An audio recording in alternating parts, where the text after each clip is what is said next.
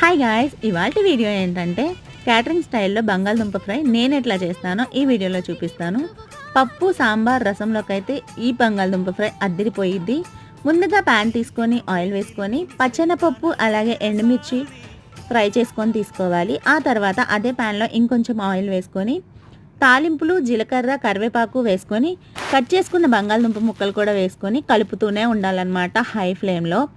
ఆ తర్వాత మిక్సీ జార్లో మనం వేయించుకున్న పచ్చెనపప్పు ఎండుమిర్చి జీలకర్ర కరివేపాకు వెల్లుల్లిపాయలు అలాగే కొద్దిగా ధనియాల పొడి వేసుకున్నా, మీరు కావాలంటే ధనియాలు వేసుకొని కొంచెం బరకగా గ్రైండ్ చేసుకోవాలి. ఈలోపు బంగాళదుంపలు గోల్డెన్ బ్రౌన్ కలర్ వచ్చిన తర్వాత కొద్దిగా పసుపు కొద్దిగా సాల్ట్ వేసుకొని ఫ్రై చేసుకోవాలి.